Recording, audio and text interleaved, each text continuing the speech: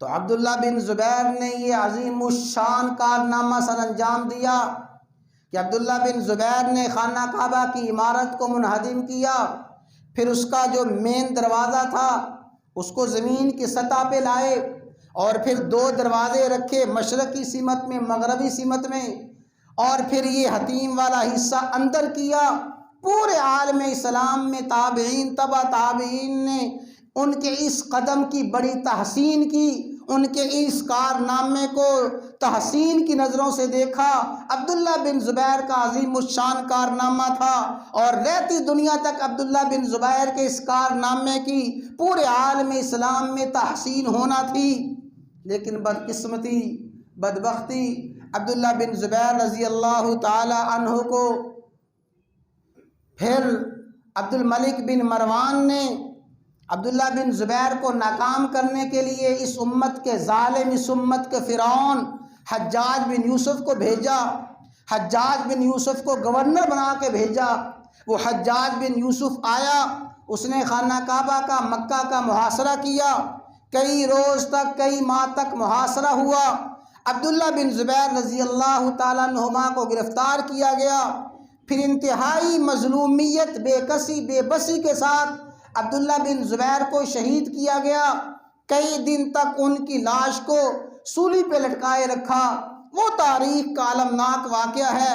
حجاج بن یوسف نے یہ بدبختی کی، صحابی رسول کو شہید بھی کیا، ان کی لاش کو لٹکایا بھی، اور پھر یہ محض سیاسی مخالفت کی بنا پہ، محض سیاسی مخالفت کی بنا پہ، بہت کم سیاسی قائدین ہیں جن میں اتنی وسعت ظرفی ہو کہ اپنے مخالفین کے کارناموں کو اجاگر کریں، اپنے پہلے گزرے ہوئے مخالفین کے کارناموں کی تحسین کریں، ورنہ یہ تنگ ظرفی سیاسی دور میں، ہر دور میں رہی ہے، اور ہر بادشاہ میں، ہر حکمران میں رہی ہے۔ تو حجاج بن یوسف نے پراپیگنڈا شروع کر دیا۔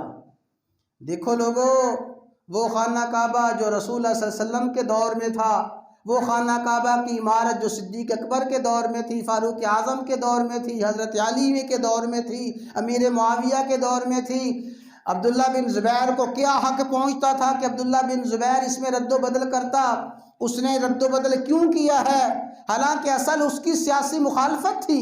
وہ سیاسی مخالفت کو کھلم کھلا بیان نہیں کر سکتا تھا، اس نے آڑ لی۔ اس بدبخت نے پھر خانہ کعبہ کی عمارت کو گرایا، اور گرا کے ایسے ہی بنا دیا جیسے آج ہے۔ پھر جب یہ امت کا ظالم اور امت کا فرعون مرا اور بنو امیہ کی حکومت ختم ہوئی، بنو عباس کی حکومت آئی، ہارون الرشید بادشاہ بنے۔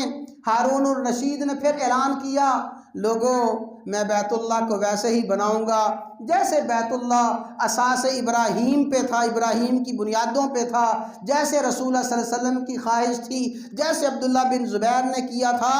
ہارون الرشید نے اعلان کیا بیت اللہ کو ویسے ہی بناؤں گا۔ اللہ تعالیٰ جزائے خیر عطا فرمائے، اللہ قبر پہ انوارات و برکات کی بارش فرمائے۔ اس وقت بہت بڑے امام تھے، حضرت امام مالک رحمہ اللہ تعالیٰ۔